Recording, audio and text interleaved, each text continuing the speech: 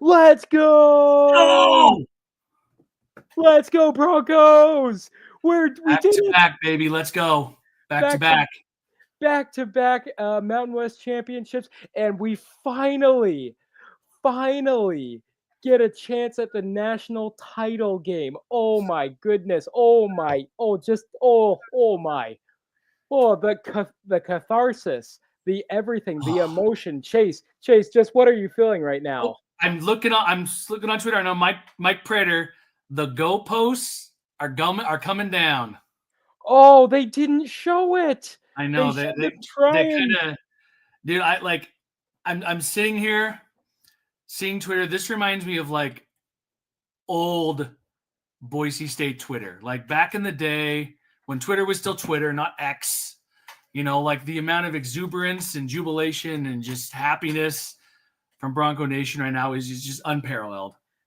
Oh my goodness, this was an emotional day for me because seeing everyone post online, I had a light day of work, and so I started going down memory lane. I posted a photo of myself when I was 18 years old, one of the, not the first game, but one of my first games on the blue turf, and little did I know how impactful not just this university but the city of Boise would be for my life, and I am just so filled with emotions right now. We have won the Mountain West title game. We have punched our ticket to college football playoff tomorrow, 9 a.m. Or sorry, 10 a.m. for you guys in the Mountain Time Zone, 9 a.m. for us in the Pacific. Oh, thank you, honey. Arizona State versus Iowa State. That is the most impactful game for our seeding in the playoff. For sure. Like Boise State's for sure the 4 seed at the lowest, right? Depending on what happens in that game, it could get up to a 3 seed. Yeah. Yeah. Like it's just crazy. Like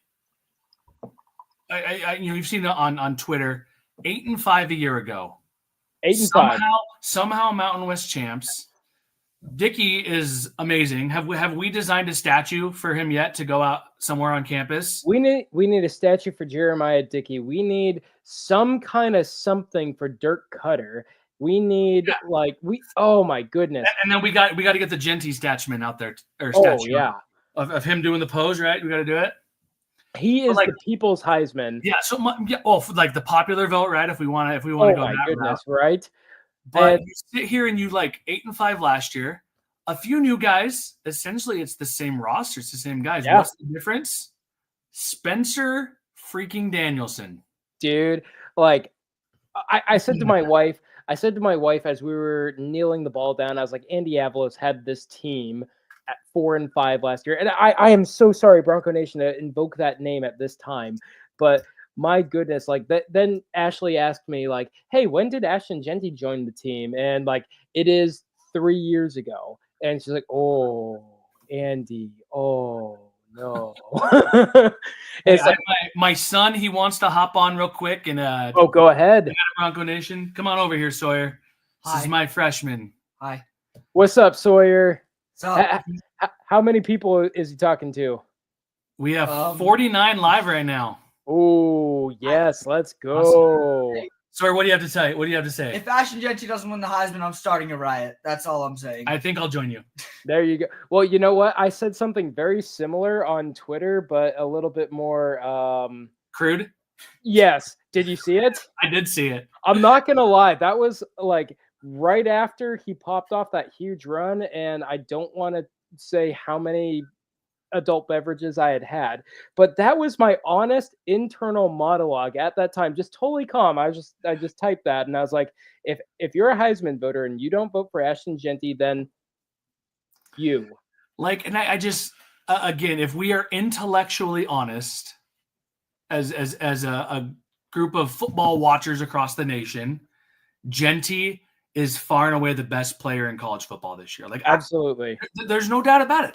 And and that doesn't calling someone ugly doesn't make you any prettier. That's not what I'm saying, because I'm not trying to take anything from Travis Hunter, who's a phenomenal player, who's going to probably have a long NFL career. Yeah.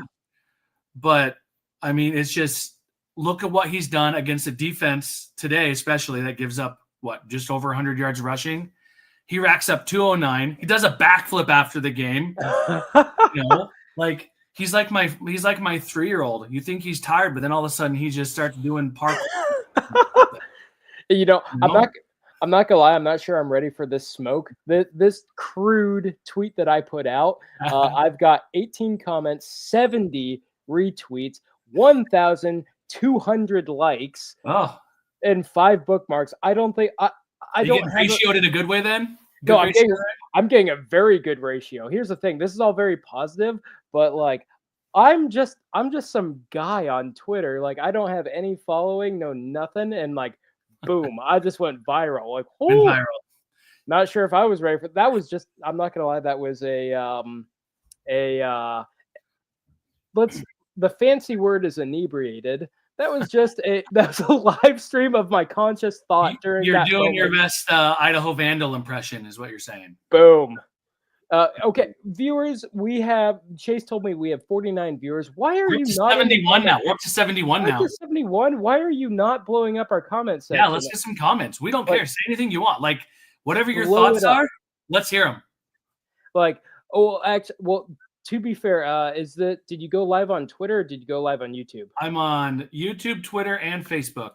Okay, so sometimes there's an issue where like Twitter comments don't show up on the YouTube. I wonder, yeah, so there's an issue. So viewers, if you are watching us on Twitter, if you can try and switch to YouTube because I don't know if you're commenting right now. I'm not sure if I want to interact with you guys. I love it. I feed off of it right now. So please, I want everything that you have to say, but you might have to go to our YouTube live stream in order to see it. Let me Chase, check Twitter, see what we have going on here. No Yeah. comments yet, I don't think. No comments yet? Okay. Well, then fine. Just stay silent. But I do want to say 14 hours ago, our man on the front lines, Chris, he tweeted, "It's just a gut feeling. I could end up being way off on this one, but a historic performance from Ascengenti is coming tonight." Oh, yeah. What Oh, do you guys yeah. think? Historic? Oh, yeah. 209 yards, a touchdown, and just like utterly like manhandling UNLV's defensive line, their linebackers, like really imposing this offense. Here's the thing, we didn't score a point in the second half, yet we still imposed our will by controlling the ball. I want to see the time of possession split. They were talking about how like the rushing yards were similar between Boise State and UNLV at the end of the game. It's like no, they were not, because UNLV popped off one big yard that amounted, or one big run that amounted to 0 points because the Boise defense played their best game of the season. Yeah, like and again, like the issues with the secondary, they're there.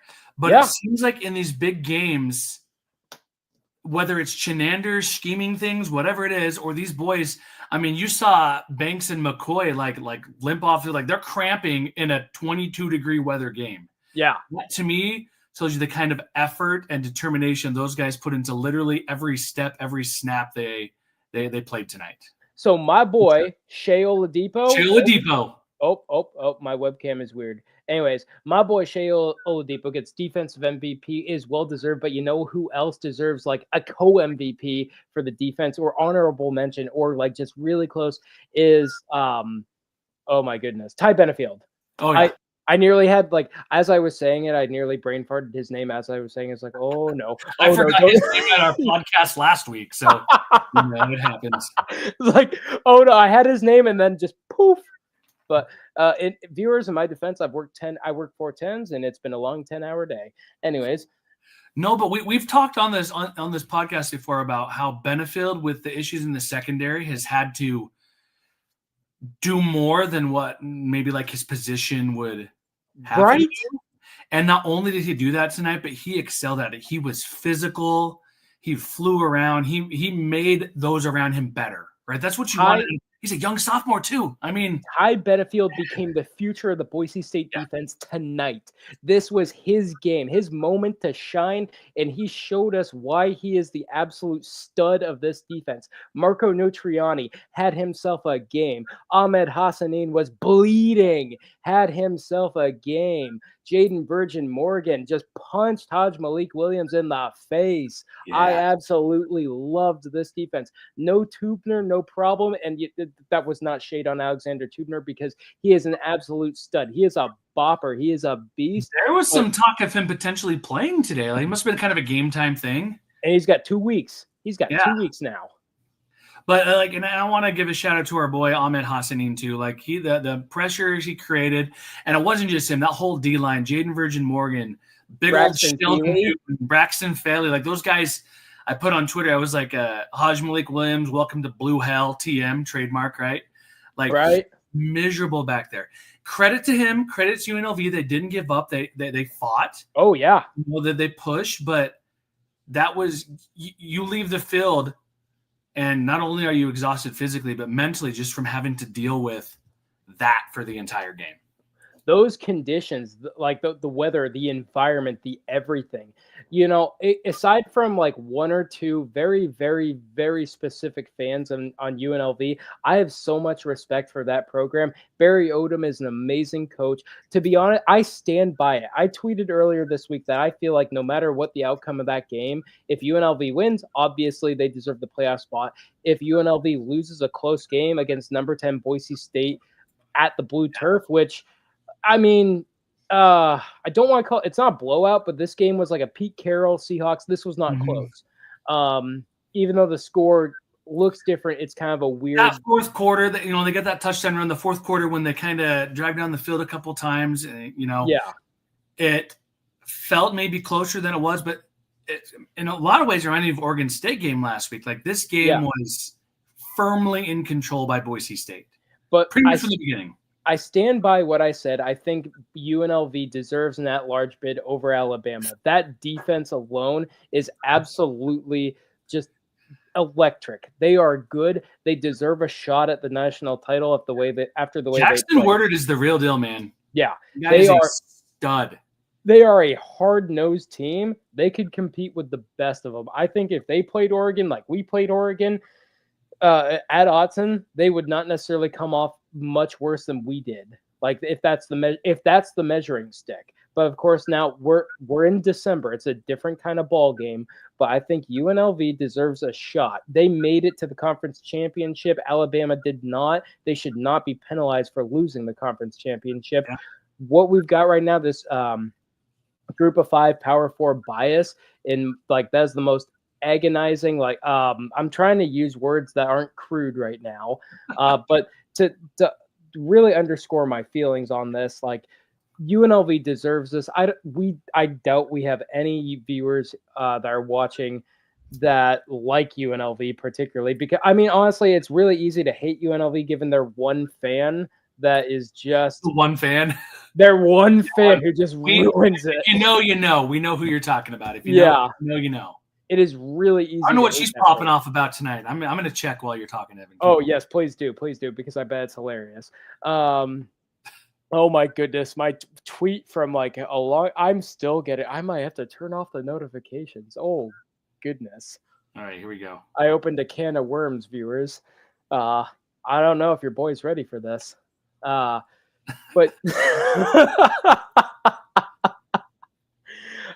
Okay, let me just tell you. So, like, I was with my last patient of the day, and I'm just like, I'm having to shove down all this angst that I have about the game. And my last appointment moved, but it was I missed the first. When did I missed like the first half of the first quarter because I was with my last patient of the day, and the whole time I'm just trying to like manifest my most professional self and deliver healthcare the best way possible. But then when that session ended, let me tell you, I sprinted out of the clinic and I ran in the parking lot to my car. You broke some traffic laws? I broke some traffic laws. Good thing my work is like 5 minutes away from my house because I probably would have gotten a speeding ticket. I flew in and I turned on the TV. I was like, oh, come on. I didn't know what I would see. And oh my God, what I saw, it was 0-0, and I got to see the first time. I got to see everything of importance, but I missed, I guess, what was a pretty darn good opening sequence, and I missed the south end zone just totally like messing up UNLV. So kudos to you guys out there. Also, Also, she said, "Congratulations, Boise State. Now represent the Mountain West Conference. That's good." And then she said, "It's a little interesting that there's been only one flag against Boise State the whole game." boo. Hey, that was a clean game at Boise State. Let's talk about that. Yeah, that was a very clean game. Honestly, by both sides, that was a very, very clean game. The refs let them play, and I kind of like that. Yeah. And we have 137 people in here. Where are our comments? We need some comments. Where are the people? Like, type something. Like maybe they're inebriated as well, or they're our comments aren't disabled, are they? Did Chris like accidentally? Which, by the way, we should text Chris. Let's see if we can get him in. Let's check here. Because we want you guys to say something, say hi, say hello.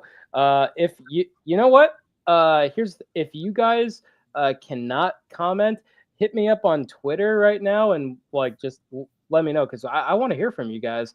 You guys give me life. But I want to do a very quick shout out because I was actually FaceTime during the game, and I've got a few friends, people who I was a season ticket holder before I moved to Washington a couple years ago. My friend Steven, my friend Raquel, and my best man, Bo Williams, they were all at the game together. They FaceTimed me. They missed me so much, but I missed them tonight. And it was really, really hilarious because they were showing me it. They were like a full minute ahead of my stream of the game. And I was like, you guys, you're spoiling the game for me. You can't do this. Can't do that. But, it was super Grady. I don't think they could hear a word I was saying, but I just want to shout out to them. They're not watching. They are completely they have had a lot of adult beverages. I will leave it at that. And they are partying right now. So they're not sitting at home watching me talk. But Brandon Peck, appreciate the comment here. Go Broncos. It was a good game overall. They need to not talk crap. I'm gonna keep it family friendly. Yeah. Put on the field. It's game where they need to not talk. I don't know what that means, but Brandon, I appreciate the comment. Is he talking about the DBs when they they do the whole showboating thing? That's just what DBs do. Yeah. I mean, I saw a couple can we just say Jeremiah Irby played his best game as a Bronco? He did. Absolute best game as a Bronco. This was he's been much maligned as kind of the weakest link, I guess, in that secondary this season, but he balled out tonight. Yeah. No doubt. Brandon confirmed that our suspicions are right. It's the DBs. Yeah, Brandon, I'm with you because a lot of times it's really cringy. This time I'm gonna give it to him because the emotions are riding so high, and they played their best game of the season. There were maybe one or two plays where they busted out and really gashed us, but other than that, this defense was absolutely amazing. It was staggering. It felt like vintage Boise State defense. Protect the blue, bring the hammer, hit them in the mouth kind of defense. So I'll give them a little swagger. I'll give them a little chippiness because tonight it felt like they finally earned it. Normally, Brandon, I am completely with you. And actually that's a rock solid take because I've sat on my couch every time and been like, no, don't do the whole especially when you're getting torched for 456 yards by San Jose State's quarterback, right? I'm with you, Brandon. And the other thing that bothers me, and you see in the NFL too, is a ball will be thrown 20 yards out of bounds. The DB's he did something incredible to break up the play. But Brandon says, I'm with you. Yeah. But Brandon, thank you for being brave enough to be the first one to comment on this. Go Broncos. We love you. And you're a first-time commenter. So welcome to the Bronco Country Roundup. We are freaking awesome, if I do say so myself. The goalposts are down, heading to the river probably. Mike Prater just it's like a 30-second long video, and down they go. Oh my goodness! What an Chase, I love it. Chase, don't you wish you were there right now? Yes. So that's crazy. I was in Boise last night actually. So my son, the one who was just in here, he's a freshman, and they had a basketball game at Bishop Kelly High School, and part of me was like, my dad lives in Boise, right? And I was like, can I stay here calling sick to work. Sorry if my principal or my boss is watching here. And go to the game, right? I wanted to, but had to be a responsible adult. Brandon, can I play it? Yeah, I'll see if I can. I'll need to get it sent to myself or load it up here. Then I'll see if I can get that video for you guys. And Brandon, bear with us because Chris kind of has the best feel for this. He's there at the game. He was live streaming the trophy ceremony. I think he's going to be joining us. We haven't heard from him. Carter said he was planning to join us, but he did give us fair warning. This was before the game, mind you, an hour before the game when I messaged him. He was like, "Dude, I am so consumed a lot of adult beverages in a state of having consumed high volumes of certain liquids." But he said, "If you'll have me, then yes." But I have not heard from Carter. Chris, I have not heard from Chris, but he said he was planning to join us. So we'll see on that. Let me see here. I'm seeing if I can get this loaded here. Sorry, keep going. Yeah. Oh no, I was waiting on you because like we're just kind of seeing. I'm just like checking the feed, seeing if I can help you in any way. Brandon's a Skyview Hawk. Let's go, Skyview. Brandon, I was a Centennial Patriot. I'm probably a lot older than you are, but I went to Centennial there in Boise, and obviously a Boise State grad. Well, I'm a Bainbridge Spartan. Nice. Yeah. I'm from an island in Washington. Yeah. That's awesome. Honestly, one of the things I tweeted that first picture of me, or one of the first pictures of me, like going to the blue, and like one of the things I was going through, like when I first came here, was getting used to not living on an island because you get so used to being surrounded by ocean, so used to like taking a ferry or using a bridge or whatever, to where like when I was in Boise, I was like, "Where's the water? What the heck?" Got to go to Lucky Peak. Yeah, it threw me for a loop. Just the fact that you could get in a car and just drive wherever you wanted to go. That was the weirdest thing to me. I was like, wait a minute, I don't have to take a boat? What? What is this? 18 years of knowing nothing else. And it was like, oh, you could just you just go. So was everywhere a boat? Did you like have to like, was there a bridge anywhere? So there are two ways off the island. There's a bridge on the very north end of the island. And I'm from the north end of the island. And at the south end, there's the famous ferry that you see kind of on all like the shots whenever they show a Seahawk game and they show the ferries. Like you see Bainbridge Island in the background. That's the boat. There's more boats to Seattle than just the Bainbridge to Seattle run, but that's the one that gets all the kind of attention. That's cool. The touristy thing. It's got a beautiful view of Mount Rainier, the Olympic Mountains, and on a very, very clear day, Mount Baker. That's awesome. So it's very, very scenic. Brandon asked, where were you live streaming? Or it should have just been on our YouTube. It should have just been right here. Yeah. So Chris puts it on his YouTube. It's his Facebook, and then on his X account as well, his Twitter. But YouTube, I think, is where it goes. So he live streamed the trophy ceremony, and then he logged off, and Evan and I here. Yeah, we haven't heard from Chris since. And he may be stuck in traffic or something. Well, Carter just tweeted, so I think he's having too much fun right now. I would not expect Carter right now, but I'm not gonna lie. I can just kind of mentally imagine the I don't want to say rant, but the very spirited, not discussion, but like tangent that Carter would take us on. That man can spin a yarn. And I very much, I am so excited to hear him on our podcast. Like it might just be the Carter show for a little bit there. Carter's version, right? Carter's version. Joshua, let's go Bronco country. Wow, they showed up and played their hearts out. Congrats, BSU. Genty deserves a Heisman. Dude, I couldn't say it better myself. All those things. And Brandon, same Josh, yep. Like, and really, Bronco Nation, this is. I don't want to say it's been lean years because Boise State's still one of the winningest programs ever. They still, win a lot of games. But this, again, everything about this reminds you of old school Bronco Nation. Like the social media, the camaraderie, the exuberance, that sort of stuff. Like it's just fun. Dare I say, this feels like Coach Pete era Boise State. Mm-hmm. Dare I say. Like, there are guys who are under recruited, salt of the earth, like Maddox Madsen. Yeah. He was the 20,000th ranked recruit, a negative 20-star recruit coming out of American Fork, Utah. He stands 4'2" in the pocket. He is every single disadvantage, and he is throwing dimes. I remember when he committed when we lost Caton Hauser, right? He sure did.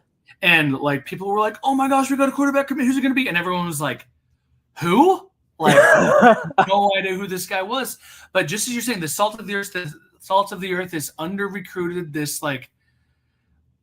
baller, but he threw for a bazillion yards at American Fork High School. Go Cape. He sure did. He just tossed the ball all over the field. Was he a 3 or how many years did he start? He started quite a while. It wasn't just 1 year. 3, I think it was 3 years. And he was a low 3-star, like an 82, like a low 3-star guy. Yeah. And let's see. Brandon says, did you guys see someone took a shot at Hunter? I did not. I saw Colorado football or the Big 12 conference trying to put Travis Hunter highlights out during the Boise State game, as if anyone was paying attention to that. You're not talking about my viral tweet, are you? Oh, God. Yeah, Brandon, clarify. I'm not sure. Melvin, the best coaching staff in college football, the game plan, put those players in the right place all night. Yeah. Shenander cooked. He cooked. And there weren't any special teams issues. No. And you know what? I will say, we scored no points in the second half. And that was almost perfect second half execution by Dirk Cutter. Almost. Yeah. I wouldn't necessarily change anything. That 3rd and 1 call was almost perfect. Matt Lauder may have scored. He may have scored. That was the exact right call. That was great. Well, and you got to credit Woodard. He put pressure on Madsen, so the ball didn't have as much finesse or touch on it. Not enough. I love that. Just Melvin, I'm with you, man. What Spencer Danielson has done, if there were any doubts about him throughout the season, I think all those doubts have to be just thrown to the side at this point. Yo, my doubts evaporated at Oregon. He became the next Boise State head coach at Oregon. You know what? Scratch what I just said. He became the next Boise State coach at Utah State last year when he took a program that was reeling. A bunch of guys who were about to transfer. A bunch of guys, Boise State was on the brink of becoming the next, Kennesaw State of nobodies, and just a nothing in Idaho to 12-1 in the playoff, restoring the standard at the Blue. Spencer Danielson, he for someone who isn't necessarily ultra religious, sometimes when he always talks about Jesus or whatever, it's it can be all right, here we go. But that man is driven by his faith, by the power of belief, and it shows, and it is just absolutely contagious in this program. Yeah. He's not got he doesn't have a bunch of believers in blue, but it's a bunch of sycophants in a good way, because these guys have bought in and they fight so hard. They have fought harder for this team or for this community, for the Blue, than since 2014, when I was a senior for that last Fiesta Bowl run. And please, I hope no one listening took any of what I just said about the religious commentary in a negative way. I meant it in a positive way, because it is astounding to me. Yeah. I love this team. I love Spencer Danielson so much. This is an amazing day for me. For me, looking back, it was almost a year ago, just over a year ago, that he was officially hired as the full-time coach, right? The reaction from the players when Dickey was like, well, he is your head coach. We hired him. That, looking back at that, like go find that video on Twitter. If you've never seen it, or if you want to remind yourself how this team feels about Spencer Danielson, their reaction to that was, I mean, the quintessential, the proverbial cliche. They'll run through a brick wall for that man, right? Like they will do anything for him. It's beyond that. You might like I love myself some good fantasy. We might as well call Spencer Danielson the Lisan Al Gaib for how much Lisan Al Gaib for how much they believe in him, because there's another if you know, you know. There you go. We've got a group of sycophants in the best way possible. Yeah. This team loves each other. They believe in each other. And my goodness, if I don't believe in them, I love this team so much. Evan, Joshua agrees. This blue collar playing, and they needed it back. If we could fix the tackling, it would be simple. Yeah, the second half, there were a few tackling issues. But overall, I saw I forget who it was. Was it Oladipo? Hajj Williams took off on a run in the fourth quarter, and Shea just stuck him. Oh, yeah. He popped him. In the gut. Yeah, but blue collar. I mean, again, that's another cliche. But like, what does blue collar mean, Evan? Blue collar is what? You do your job, and you rely on the guy next to you, and you know that what you're doing and what your coaches have, what the position they put you in is going to allow you to have success, right? Like, how would you describe blue collar? Blue collar is doing the right thing when no one is looking. Blue collar is like what Spencer Danielson describes of like love is an action.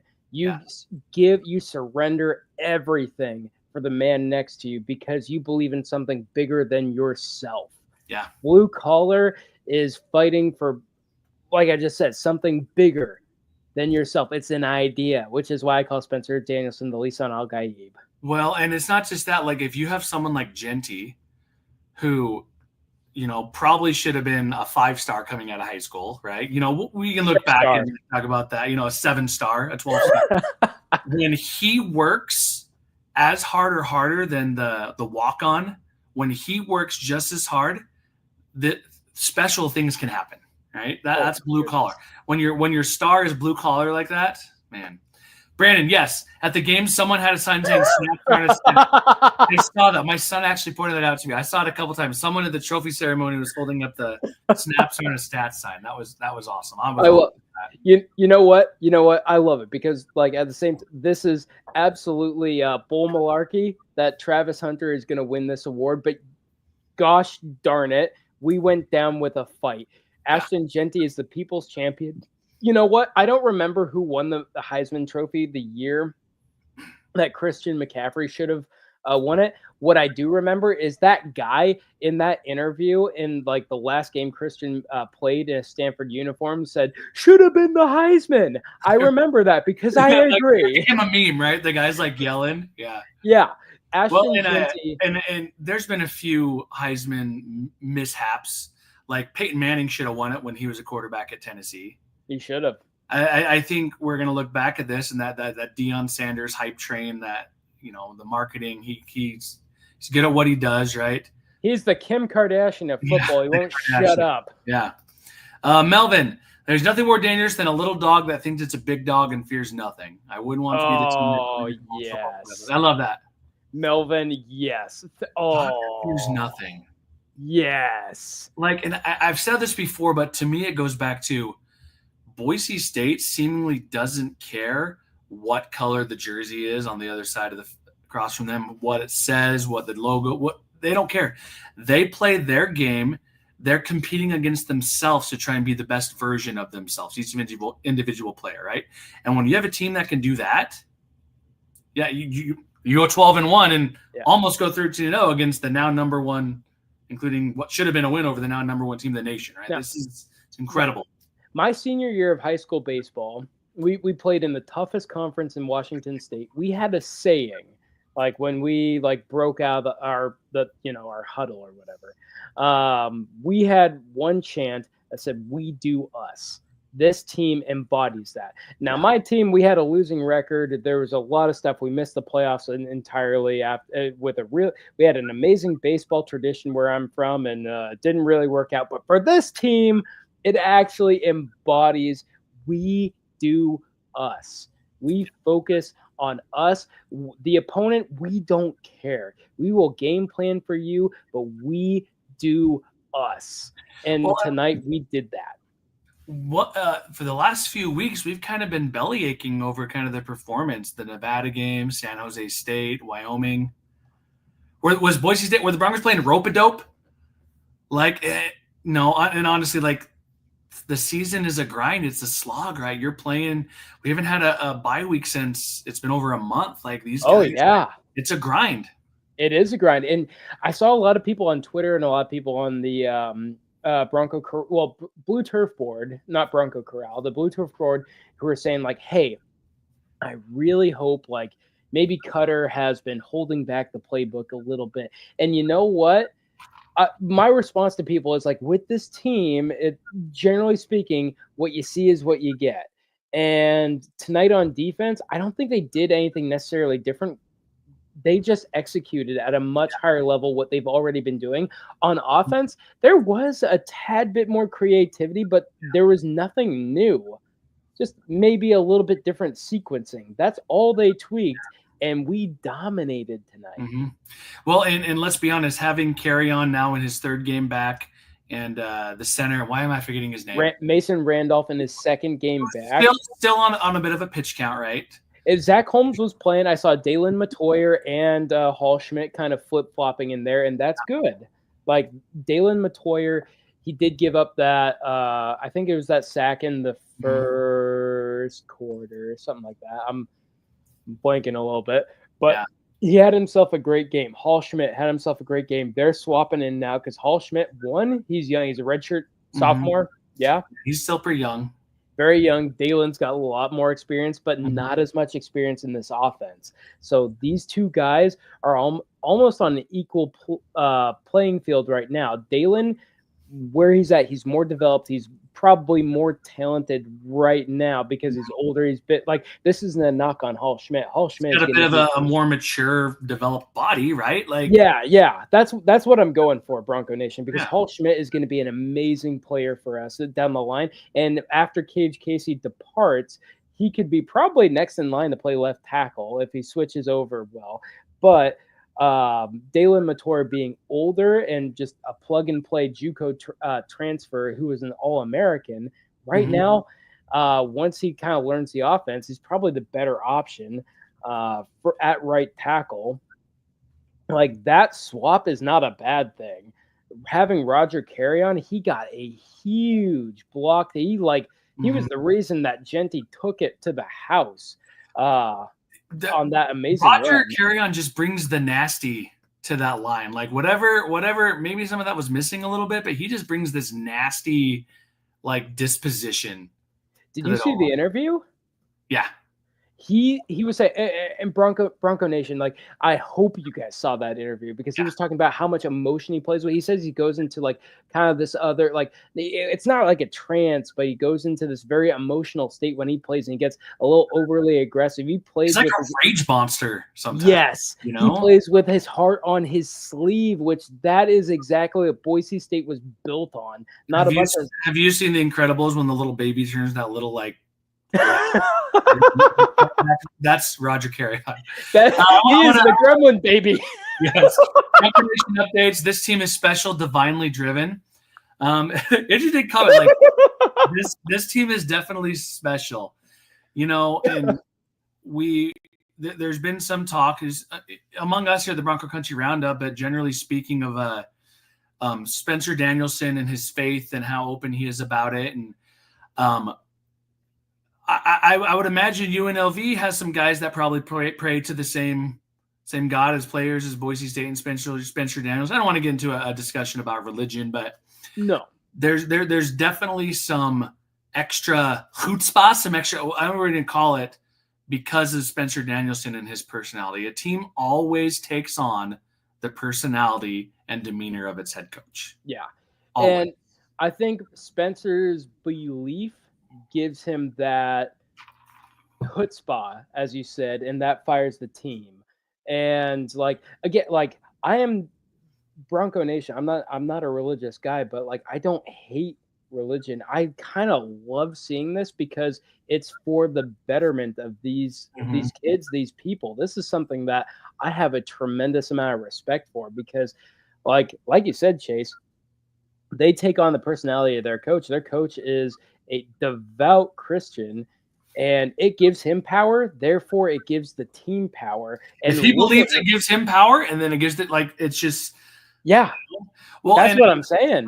I've talked to Evan, you, and Chris about this a little bit, but I've been a recruiting writer with Bronco Country for it's been 10 years now, right? And when I talk to these kids, you have to recruit their parents and their brothers and sisters, just as much as you do the kid, right? You think about like, and I always hate to bring BYU into things, right? But if you're sitting in someone's living room, you have their kid, you want them to come play football for you at Boise State, at wherever it is, right? Those parents have to trust you that you're number one going to take care of their kid.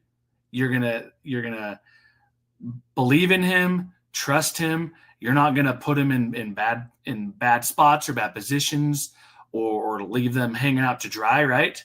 And so regardless of whatever specific religion you are, that being religious sells yourself to these parents and these brothers and sisters. That makes sense? Oh, absolutely. And so parents like, freak, yeah, I want my kid to go play for you. That sort of thing. That and Spencer Danielson is so darn genuine. Yeah. Mm-hmm. Like that you can like, well, I don't know, just as a person who works with other human beings for a living, which is a lot of people, but like just healthcare. Yeah. You can smell BS from a mile away. Oh yeah. Used car salesman, right? That like those sort of vibes. Yeah. Yeah. You can smell it from a mile away, and Spencer Danielson means what he says. Mm-hmm. And like, I'm not with him on the recruiting trail. I don't know exactly how he pitches recruits, all that good stuff. He talks about how he makes a PowerPoint for recruits and all that stuff, and which makes me laugh because it's like, oh yeah, nothing sells a recruit better than a PowerPoint show. Right. But it works apparently because we just got an excellent recruiting class. I think we're going to get a really good transfer portal class, and the future is so bright for Boise State because like we just did all we had to do for the entire season is make the playoff. Yeah, that's all we had to do. If we lose our next game, whatever, we've already like, guess what, Bronco Nation, you get $4 million for playing one playoff game. That's aside from all the other revenue. That's just the bowl playoff. That's just payout. The bowl payout for one playoff game is $4 million. We're very likely going to get a bye week, which means we get two payouts of $8 million. Yeah. That's huge. And while we're kind of on it, and parents can feel good about trusting Danielson with their son, that's important. Exactly. Absolutely. Again, as Evan was saying, like the vibes he gives off, he's so genuine. Parents trust that. Exactly. Yeah. Joshua, Fox announcers at Big Noon Kickoff. We're making a case for Genty pretty hard. Yeah. Mark Ingram, former Heisman Trophy winner, he was spouting off about how incredible Ashton Genty is. Like, can I just say, I don't get, because all I ever see is the argument for Ashton Genty. All I see on social media is the argument for Ashton Genty and why Travis Hunter shouldn't get it. But there's this inevitability about Travis Hunter is going to get the Heisman. It's like, are Heisman voters that freaking stupid? If the entire nation is on the side of like, oh, Ashton Genty deserves this, but no, we're going to give it to Travis Hunter of Colorado because Dion. Then, unfortunately, it feels, like you said, inevitable that it's going to go to Travis Hunter. But, man, here we go. Sunder doesn't have the stats that aren't top 10 in Genty's first. Yeah, Genty's first most all stars. Melvin has an interesting comment. 1988, Ricky Williams won the Heisman as a running back. Yep. And then he started smoking the jazz cabbage a little bit, right? We always called it the devil's lettuce. Jazz cabbage, the hippie lettuce, the silly cilantro. I've heard all sorts of things. That same year, a kid at LA Tech played both ways and had double the stats Travis Hunter had. It's power 4 bias. Yeah. Well, Kid at La Tech wasn't a power 4, power 5 player, right? You said it. He wasn't power 4, power 5. So you know what? Like, okay, you just go be a used car salesman. Yeah. Right. Absolutely. Brandon. Yes, I do have Instagram. Oh, yes. Let me see. I don't even know what my handle is. That's what I'm looking up right now. Oh, that's a very good question. It's my name. If you chase Glorville, there's a picture of me and my smoking hot wife. They'll be able to find me there. Oh, same here, but it's my name and it's Evan_Sanford_11 because I didn't know what I was doing when I was making my tag. Mine's Chase_Glorfield. So if you want to follow me, follow me. I post pictures of my kids. Yeah. I don't post often. Hey, we're up to 252 people watching this wonderful thing. Whoa. Yeah, Melvin, the north end zone goal post is down, and I actually just saw a picture that it is taking a swim at the moment. What? They put it in the river? Yeah, let's see if I can get that picture. Oh my! Yeah, what? It's a video. It's taking a bath right now. Oh yes. Okay, you know what? Okay. You know what? That's a fine, but oh my! I don't know if you guys can see it. No, put it a little closer. Come on, it's not working. No, it's not working. We need Chris. So viewers, Chris did text me that he's driving home. We rely on him for the tech savvy. So we'll as soon as he gets in, we're gonna we will beg him to post all the videos. He's probably dodging goalposts on the road right now. You know. Yeah. Oh my goodness! I am so Josh, sad I'm not there. If you're not a believer, take an open approach and look at the facts of Bible Christianity. Stats are very compelling argument why you should believe. Okay. Yeah. You know, absolutely. And I'm all for that. I'm a religious person, and Evan and I have talked about this. Oh yeah. And we both are pretty chill, I think, about our beliefs and what other people believe. I'm gonna go behind the veil a little bit or lift the veil a little bit. I'm not a religious person. I'm married into a family that is religious, and we love each other. I love my in-laws. I respect their beliefs. They respect mine, and I respect Spencer Danielson and his beliefs, and especially because his beliefs have really empowered a program. He has uplifted a program with his belief system, and truly, it is the best of what belief can bring to a group of people. And he brings that to the table and is the best of. And I love that. Even as someone who does not practice any kind of faith, I absolutely love that, and I believe in that. And I will support Spencer Danielson no matter what. Even if he decides to leave Boise State, I am a Spencer Danielson fan, no matter what. Yeah, absolutely. Let's see here. Melvin, best student section in the country. Shirtless dudes the entire game in 23-degree temps. They had a Heisman and an exclamation point painted on their backs. I don't know if you guys. I loved that. I don't know if you guys saw that. Yeah, that was incredible. Oh, we have a private chat. Oh, Chris is here. He says, "Let me in." Is. There he is. There he is. Let's go. What's going on, guys? Everything is going on. I am in my feels so hard. Yeah, that's good. So proud of myself because I haven't been too excited that I've dropped a bad word or anything. I have contained myself. I'm just so thrilled right now.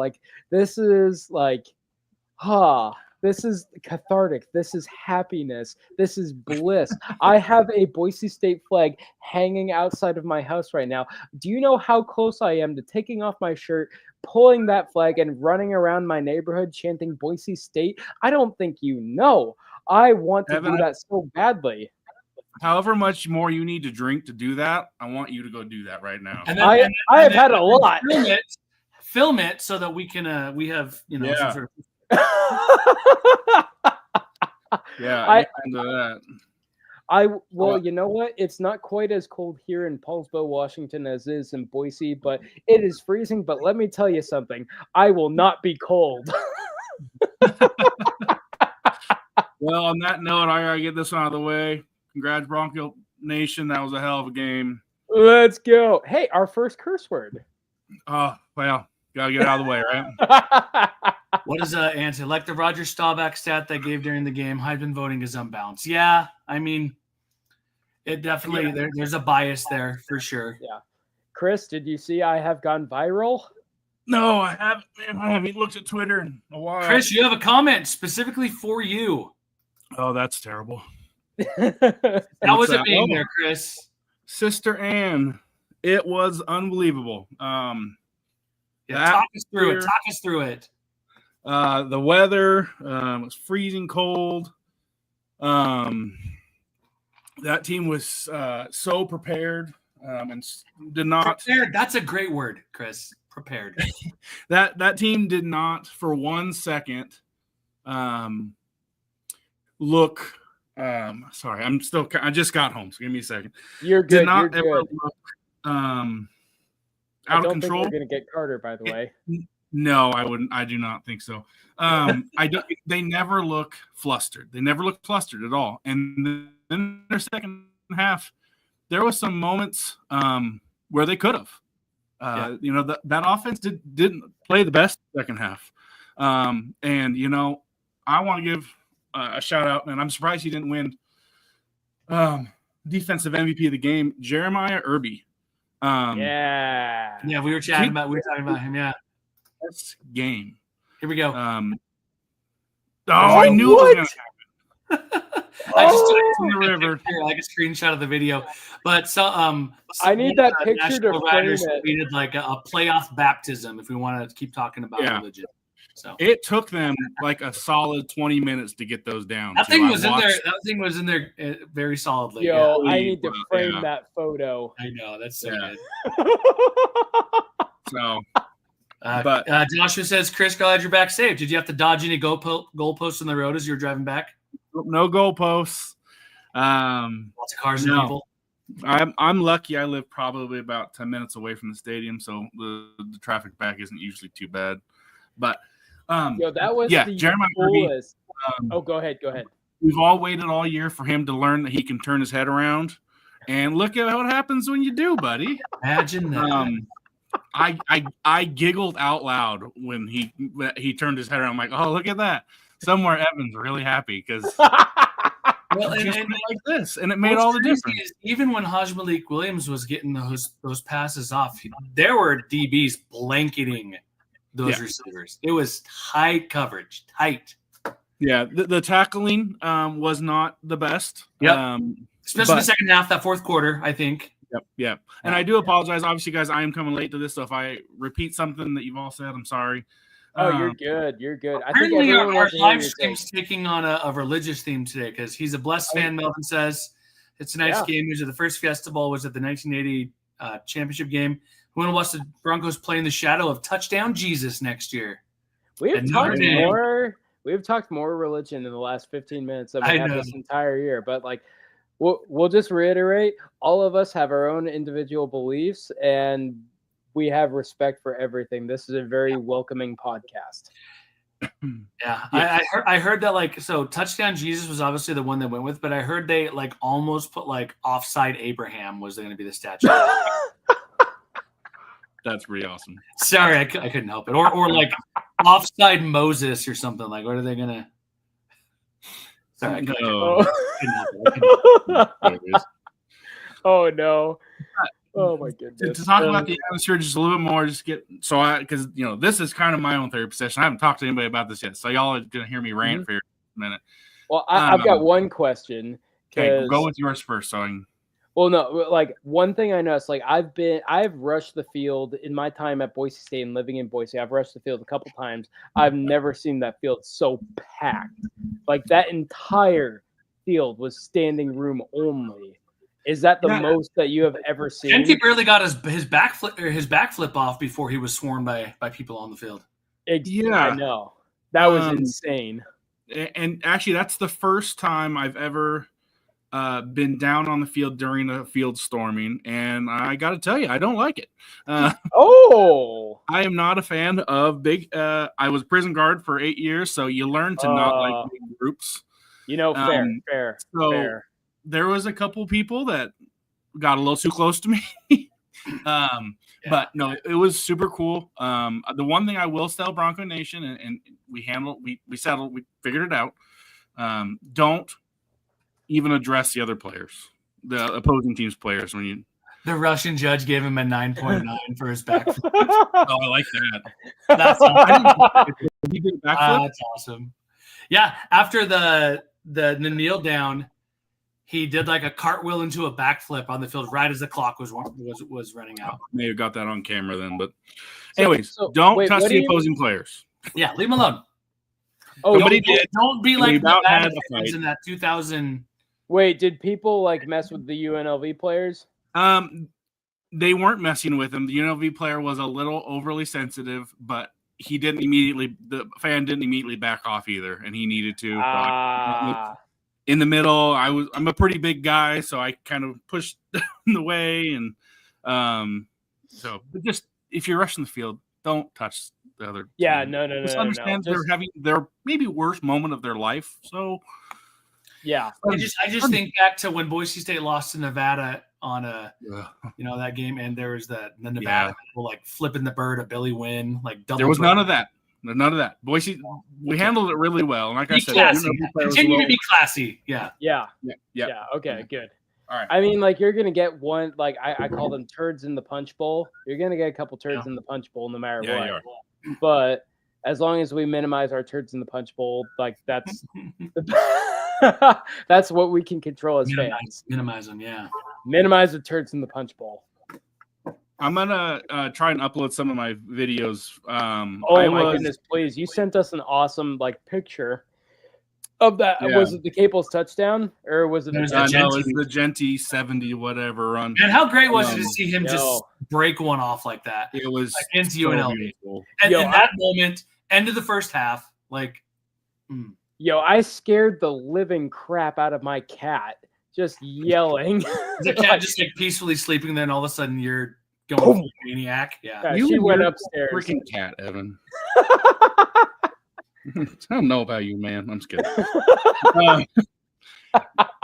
No. The best part was Genty scores the touchdown, and I'm right there getting it and everything. And so that ball was the season record for touchdowns in the season. So they want to save the ball. Yeah. I see them flipping the ball over, and the guy right in front of me misses the ball, and I get smacked right in the go jangles. It's like the episode of Simpsons. Old man gets hit in the crotch with the ball. It was as clean a hit as you could ever imagine. Just had to take it and live my life. Sorry. No, it was a memory that I'll have for a long time. It's okay. I once went viral with I think it's 3.2 million views on a video when I doinked the upright. When I caught a halftime warm-up kickoff, Dalmas was warming up. I caught a ball. I threw it back to the guy who was waving. He was right behind the goalpost, and I doinked it. 3.2 million views. Well, they had a fan down on the field tonight that he was it was a 25-yard field goal, and he was right down the middle. Would have been good from 30. So, hey. That doink was loud. That was loud. Oh, I like it. That's pretty much what I look like. Sorry, I couldn't help it. I had to do it. Well, Chris, just to update you on. So it was right after Ashton Genty's big run. I was on an emotional roller coaster. When I finished work and drove home, the game had already started. So I was breaking some speeding laws, running home. I pounded a few adult beverages, and then Genty broke off that huge run, and I made a tweet. And the tweet was honestly just a live stream of my consciousness.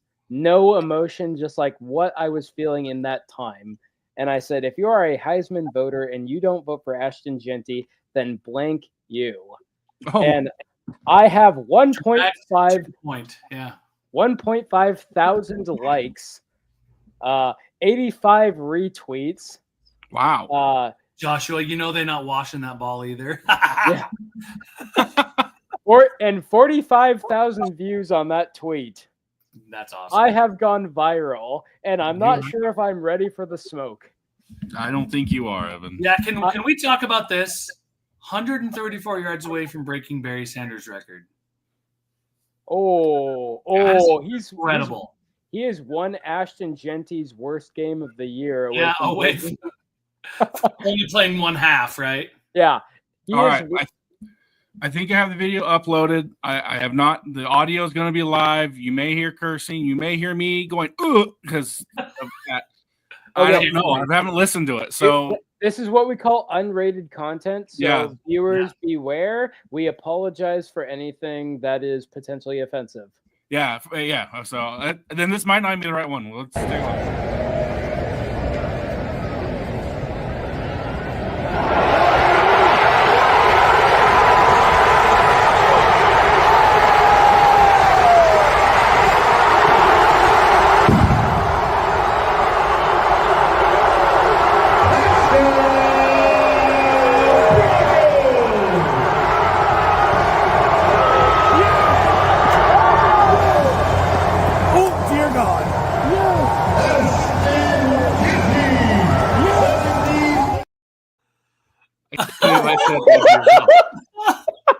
That was everything I wanted it to be and more.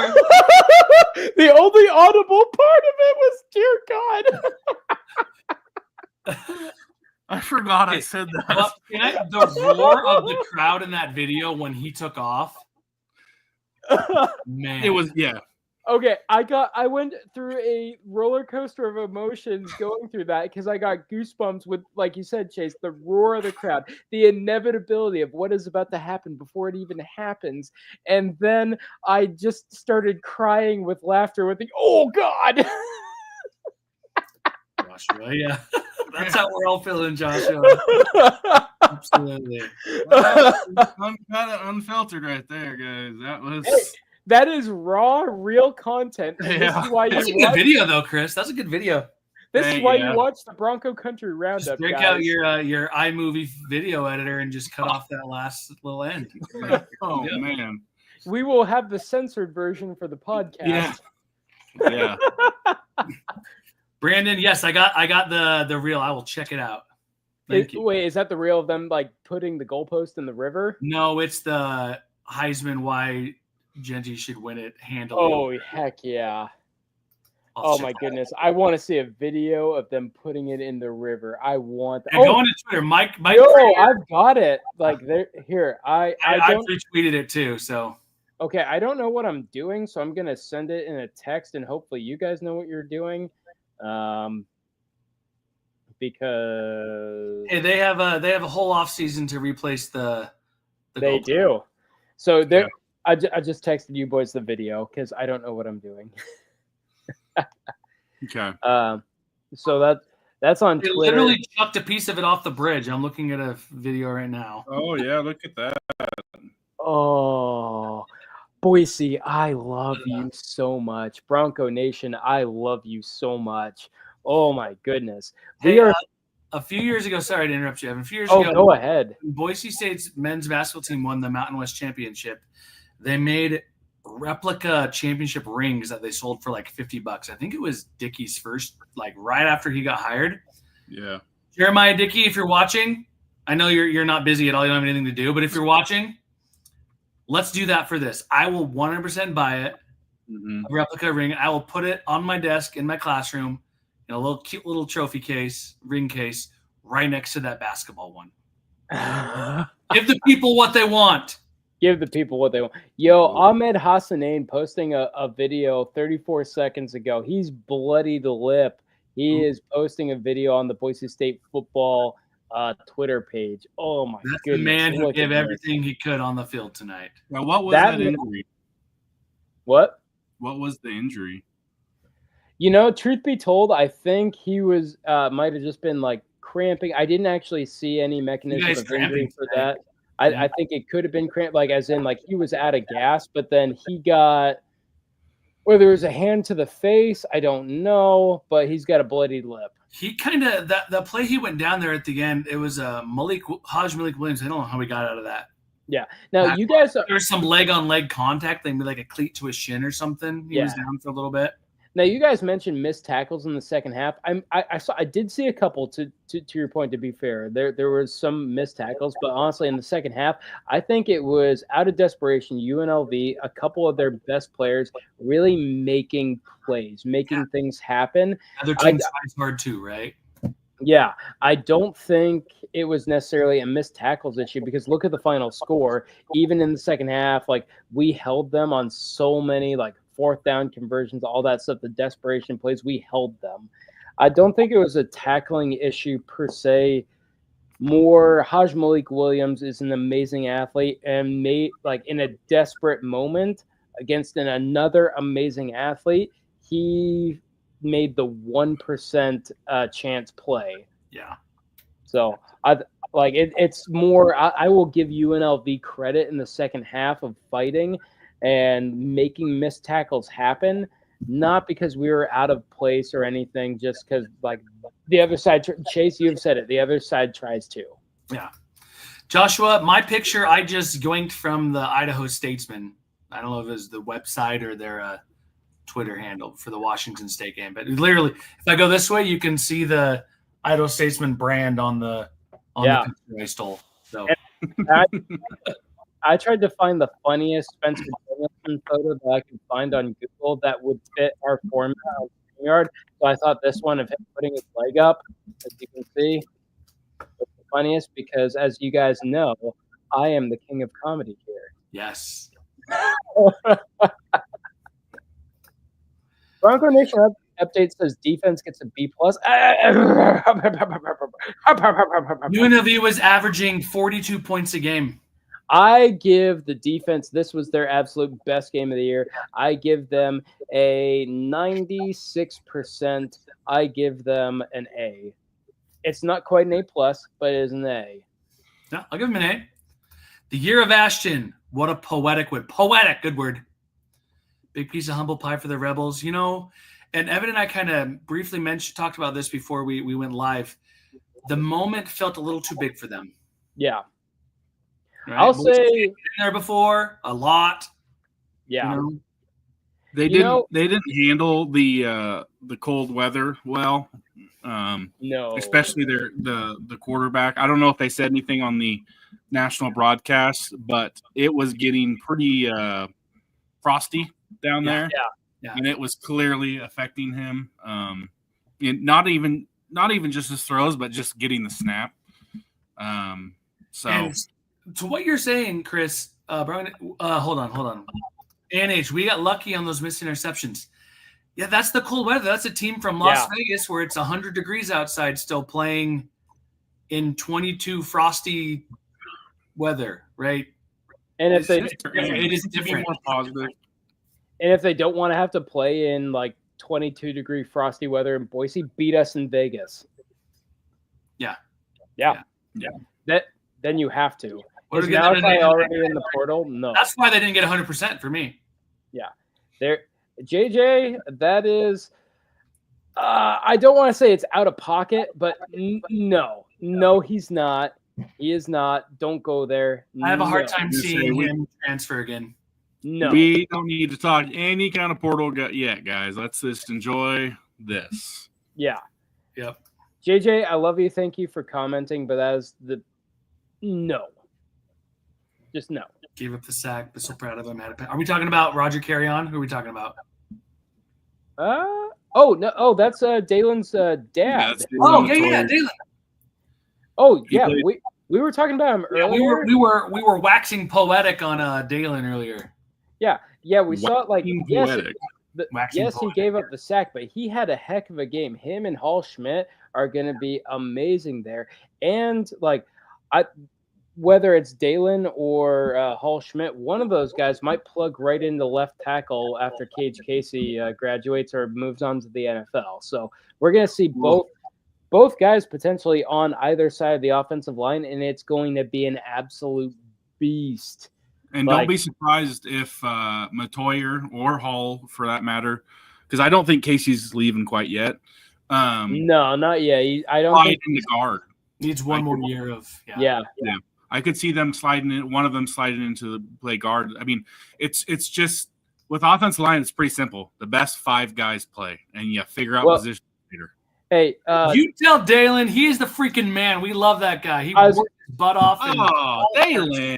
Yeah, I was gonna say, like, we have been Dalen Matoyer fans since July when we started this podcast. We've talked a lot about him, haven't we? I think he might be the Boise State player that he's in our top 5 of how much of players we have talked about on this podcast. Like, we were hyped when he came and committed to the Blue. Like, no. You hype your son up for us, please, because that kid is phenomenal. He is a key part of this team, and we love watching him absolutely maul defensive linemen. Like, I will 100% be interviewing Dalen next year. I can't this year because they don't allow us to interview guys that this is their first semester. But next 100% sitting down with Dalen. A few years ago on Twitter, someone started they would give it was called the Chaz Anderson Player of the Year Award. You guys remember Chaz Anderson, who was a receiver who maybe didn't have a ton of stats, but the effort, the kind of intangible stuff. Yeah. For me, Dalen is up there for that Chaz Anderson type. Yeah. Just the effort, the energy, the commitment. That's what we need to see. I wasn't sure where the Chaz Anderson Award came from, because I know there were a lot of people in Chaz's last year until he had that big game in the Fiesta Bowl.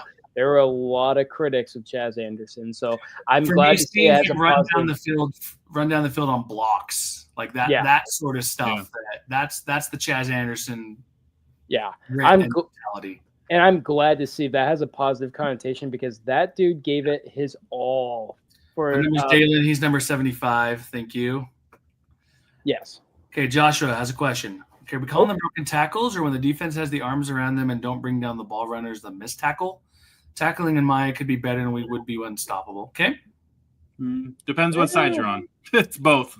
Yeah. So it's interesting. Like Genty, leads the nation in broken tackles, has the most broken tackles of any player who's ever played college football, right? In a season or whatever. I guess what I'm trying to say is that a credit to Genty, or is that something we take away from the defense for not being able to take him down, right? Like, are we splitting hairs here? Yeah. Yeah. A little bit. So, not totally sure. So is it Daylon? Daylon. Real quick, Lou. Wait. Tell No, us if that's correct. Dalen. Daylon. Okay. Sorry. I got distracted there. We need a phonetic pronunciation here. Oh my goodness. Okay, so my friends who FaceTimed me during the game and were live action spoiling the game while I'm watching the game, like, geez, guys, they were on the field. I have a video of my buddy who was on the field when they tore down the goalpost. I will have to send that to you guys. Very nice. That I hope people enjoyed the post game ceremony. That was cool. Sitting there flashing my little media badge, and no one moved. So I just posted up right there with my little selfie stick and got it from that view. I was not gonna be throwing elbows to move closer. So I hope everyone enjoyed it. To be honest, it looked like chaos. I was expecting nothing less than absolute chaos. I saw that coming from a mile away, and it was amazing. Yeah, okay, good. Because I know it was on players pretty well with security people. Yeah. And good job, security people, for just letting it happen. That's true. Like, at that point, just let it go. This is like a moment that is one of the biggest in Boise State football history. Just let it happen. It's huge. Joshua says our defense. Yeah, I mean, Joshua, to go back to your question about broken tackles or missed tackles, I don't know. I feel like it's splitting hairs. I don't know. Yeah. How you want to label them? Hey, good day to be a Bronco fan. The girls' basketball team won today against Utah Tech. Oh, I saw that big win. And the men's team plays Washington State tomorrow, right? They sure do. Yeah. And the girls won by, it was like a 20-point margin or something like that. They are really good this year. Yeah. They are really good. Gordy knows what he's doing. Oh, he does. Matori's a warrior. Broncos like, yep. Absolutely. You are 100% right. Like, we are big fans of the offensive line on this podcast, and that's probably one thing that we've been most consistent on throughout this entire podcast is that we love the freaking offensive line. This is a very offensive line friendly podcast. Yes, it is. Yep. They're my favorite people to interview because they're just the most blue collar, down to earth guys in the whole world. Just want to go get a beer with them guys. They're also like well spoken. Like offensive linemen are smart. They're smart kids. Actually, sorry to interrupt real quick. Can I do a shameless plug real quick? Please do. So when we first got started doing this podcast, we interviewed a former Boise State offensive lineman, and it's like one of the very early interviews that we did. Now, Chris handles 99.99% of the interviews. This is the only interview I think I was a part of, and I have to say it was really, really fun. I kind of, if we can, I'd like to do more, but we interviewed Reese Odiombo, who was on the team during the last Fiesta Bowl run, which, sidebar, if we do indeed get the first round bye, we're headed to the Fiesta Bowl. No, we're headed to the Fiesta Bowl. We're going to get the bye. We should get the bye. So he was on the last Fiesta Bowl team. He was my classmate at Boise State. I got to know him like in person, like in class. So I hit him up, and just saw if he wanted to come on. He graced us with his presence. It was a really cool interview. It's kind of buried on our YouTube channel, but scroll back, get like kind of a glimpse into the past, looking forward into the future almost. And like with our talk with Reese Odiombo, and then he breaks down the draft process. He breaks down everything. It is really kind of a compelling interview, and check it out. It has been buried. I'll share it and get some more views on it. You're right. We should share that more. So fun to have that perspective from someone who's lived it. You know, it's one thing for us to be on the outside and make comments and pontificate on things that we're seeing and our thoughts and everything. But someone who's lived it, like he won a Fiesta Bowl. There, He got drafted by the Seahawks. He played in the NFL. He understands good offensive line play, and that man bleeds blue through and through. So it was fun to just sit back, listen to what he has to say. So if you love offensive line play as much as we do, go check out our interview. And pardon my, I don't know, like I'm not as polished in that interview as I am now because I'm such a professional podcaster these days.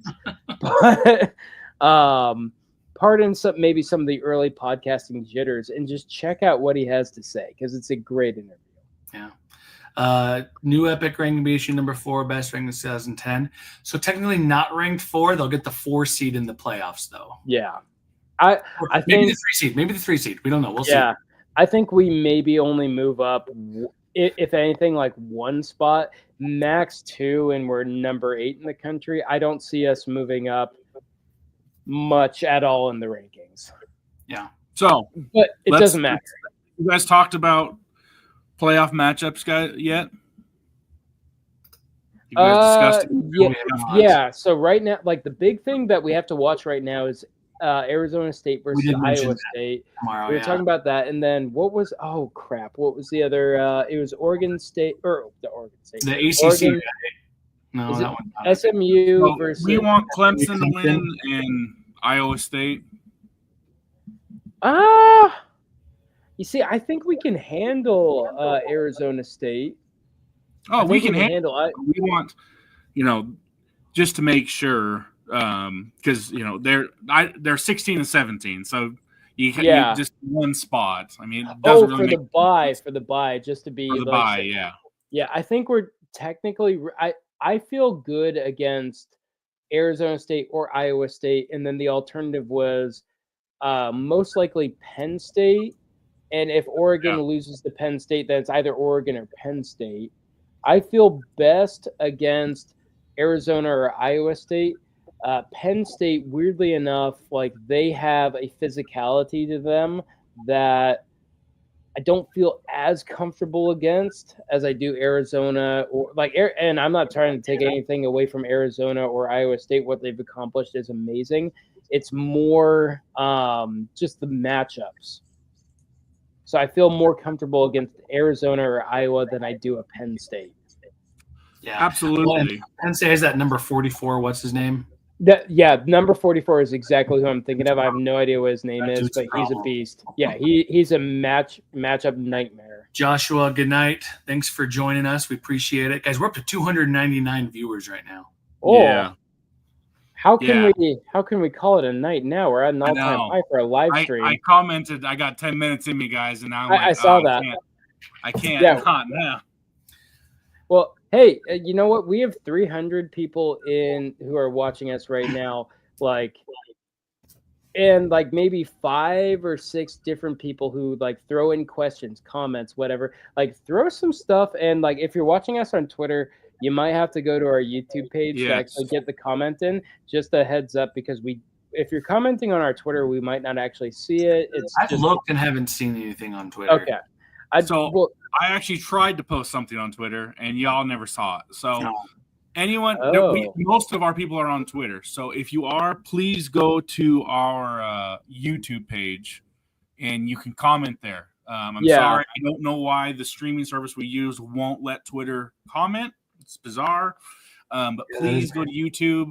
We're not trying to, scam you into going to our YouTube page, but that's where you can comment. Wait, Jason, you have money on SMU over Clemson and the Ducks over line? Oh, we're talking bets now. All right. Well, I'm not a gambling man. I think Clemson wins over. Man, we haven't even monetized this YouTube account. There's nothing here. We're just doing this for fun. We're at 300 viewers. Oh, cheers to that! Cheers to that! And cheers to that! 314 when the game started. Subscribers on YouTube. Thank you guys for subscribing. Yeah, we have Pi subscribers. Yeah, you're such a nerd. So I, as some of you know, I teach at a high school here. I live in the Twin Falls area, and one of our new hires this year, really good dude. I've gone out with him, gone to a concert with him. He's from Winnemucca, Nevada. He's a big UNLV. Went to UNLV. So there is some trash talk happening at the old school grounds today. And he said, I'll make a bet with anyone. I'm like, man, maybe I should have made that bet. Maybe I should have. Man, when I woke up today, my heart was already pounding. I was so nervous for this game. And this team, once again, they just kind of prove they're not only are they up to the task, they don't blink. This team doesn't blink in the face of adversity. Spencer Danielson has told us how many times in his interviews, this team does not run away from hard work. It's one of his buzzwords. But how long is it going to take for these fans to actually believe him when he says that? We've talked about how amazing of a head coach he is, but I guess there's a part of me that can't forget the last 3 years of absolute heartbreak. And it's been since 2014 since we've been to the Fiesta Bowl. It's been 10 years. There's been just so the end of the Harsin era, the Avalos era. I guess I have to build my trust again. It's like a bad relationship. There's still some muscle memory in there, it feels, like negative muscle memory, right? It is. Mental muscle and memory, whatever you want to call it. Sure. And I've had enough adult beverages for that to make sense. Perfect. Chase, I'm glad you're the sober. Oh my goodness! Tomorrow my head's gonna hurt. That's okay. It's I have zero regrets. But YOLO. Anyways, viewers, go to our YouTube so you can actually comment on this because I really want to hear what you guys have to say. Join the party. This is a party. This is like we call this our weekly therapy session, and then we go on our podcast and we have a second therapy session because we're that mentally ill. But anyways, Can't wait to see what Carter he has to say. oh my goodness, tomorrow? No, not tomorrow. Today's Friday. Oh, Tomorrow is Smug Saturday, guys. You ever heard? oh, yes. No, what's that mean? You win a game on Friday, and you can just get to feel smug and happy with yourself all Saturday as you watch. I've never heard that, and I love that phrase so much because that's so true. You can just sit back and just like, it's a good day to watch football. Yes. Win under your belt feels great. I love it. All right, well, gentlemen, let's see if we let's see if we can field some final questions from our viewers. We're about to wrap it up. Anyone got anything? Yeah. As much as I love it, I'm starting to run out of energy. It is time to pack it in, as they say. I am above 30 years old, so and it is past 10 o'clock, so my bedtime is calling. My daughter has a basketball game early in the morning, so No, those are not fun. Saturday I'm supposed to be sleeping in. What's your poison in those cups? Chris?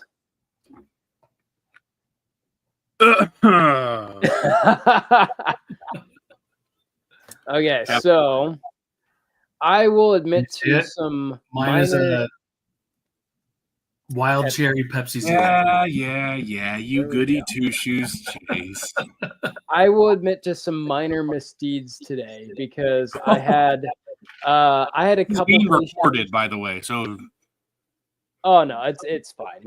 I had a couple patient cancellations like in my day. So like I told my front office like, hey, can you call my last patient of the day, see if they can fill that spot in so I can maybe scoot out early today so I can make the game, but they couldn't do it, which was fine. You know, it's fine. It happens. I'm a professional.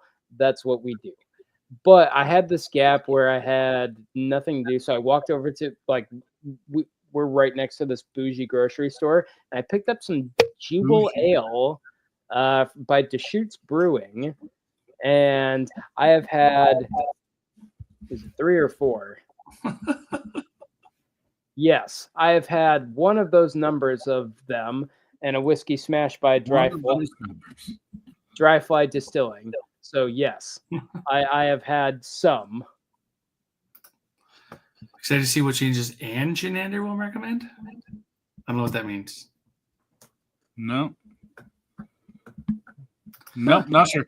Do you know where to find Jeremiah Dickey's office? Probably in the athletic or the administration building.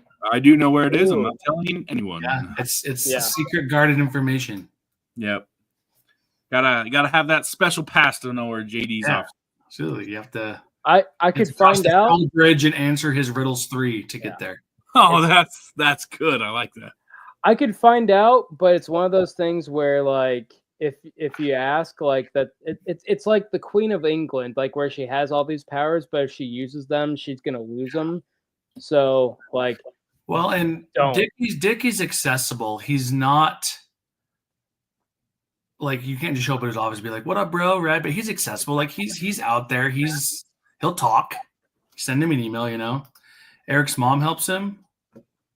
Wait, what? I was not paying attention. This is going a place I don't understand. So, who's the best matchup for our first playoff game? Penn State. Well, I mean, no, we'll say Iowa State or Arizona State, obviously. Yeah. I don't think they'll win. I think Penn State is our best matchup, but I don't like it. One thing to keep in mind is it's going to be at a neutral site regardless. Yep. So, yeah. And neutral sites, especially in a Glendale, Arizona, seem to have gone pretty well for Boise State in the past. I would hope for either Arizona or Iowa, but I think it's going to be Penn State. And I just, with some of the matchups, I don't like it. Yeah. The funny thing is, if we get the 3 seed, we could end up getting matched up against somebody more like Alabama. So I kind of part of me hopes we get the 4 seed because then you get more like Penn State. But Yeah. I've seen a lot of projections, so it could go either way. I do feel, and can we go back? We need to get the clip of where Evan said there's no way Boise State's getting the bye week because it was on. We're gonna get it. I'm gonna find it. We have video evidence. We did 100%. No.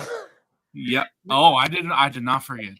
We're getting the bye. I think it. I believe it. We're getting the bye. Do you think Penn State stays at 5 if they lose to Oregon? Yes. Yeah, I think that's pretty locked in. They basically get a pass. It's stupid, but it's true. Yeah. It's pretty locked in. Yeah. Don't love it. Brandon, send him an email. Yeah. I think that's bring the bowling team back. I've heard about bringing the baseball team back. I've heard about bringing the wrestling team back. Never heard about bringing the bowling team back. So, yeah.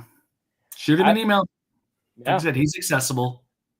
Don't go to this and talk about bowling. It might be a little disturbing. Yeah. Bring. Who knows? Maybe if this catapults Boise State to new heights, they can afford to bring back Bronco baseball. So who knows? But on that, I think Chris, Chase, I think it's time to wrap things up. Unless Chris, do you have any final thoughts for tonight? No, I'm exhausted. I Emotionally, love physically.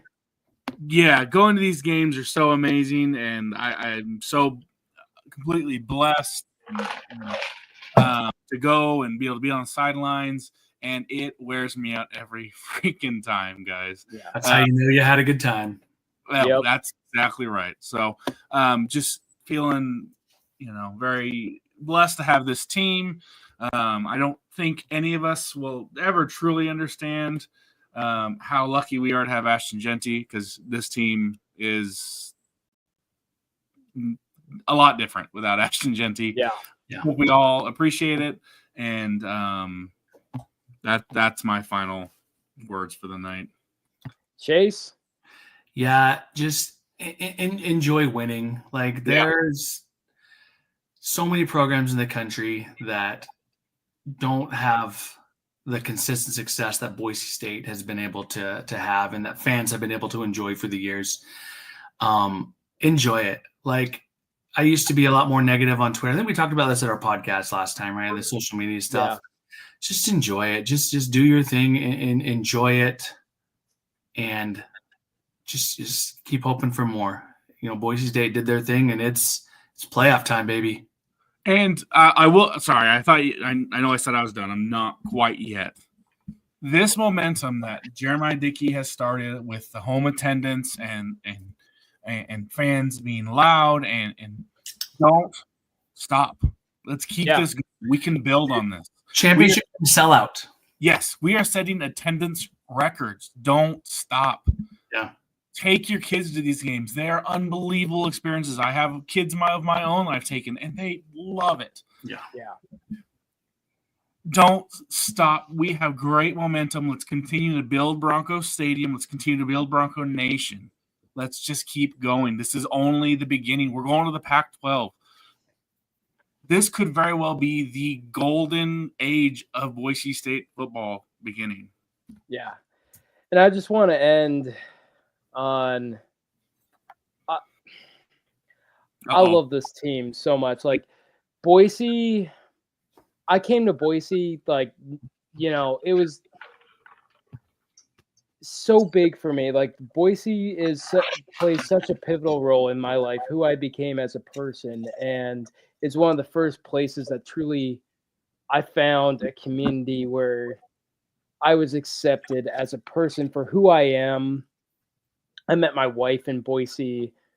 I've met the only group of friends that I've really ever loved. Like, this place has such a special place in my heart. I love the city, the team.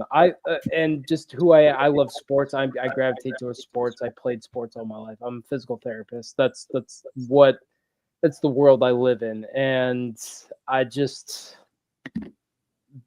I'm so happy right now. I'm filled with a lot of emotion, and it's like enjoy this night. I enjoy being a part of this community. I have to do it from a distance now because I moved home. I have old parents, so I moved back home to Washington to take care of them. And I love them. I don't regret it for a second. Um, but I love this place, or Boise. I love that place. I love my alma mater so much for everything it did for me, for everything that it gave me, and to see the community turn out, to see the players turn out, to see everything, just how much it means to Boise, Idaho. It gets me emotional, and I love Boise State. Be happy tonight. Go out, Yeah. celebrate, and be safe tonight. We've been joking about how many adult beverages we have consumed tonight. I know many of our viewers are in the same boat. Get an Uber tonight if you need to get home. Party, but don't let the party die tonight. Okay? Like let's have so much fun. Let's be grateful. Let's be thankful for everything that we have.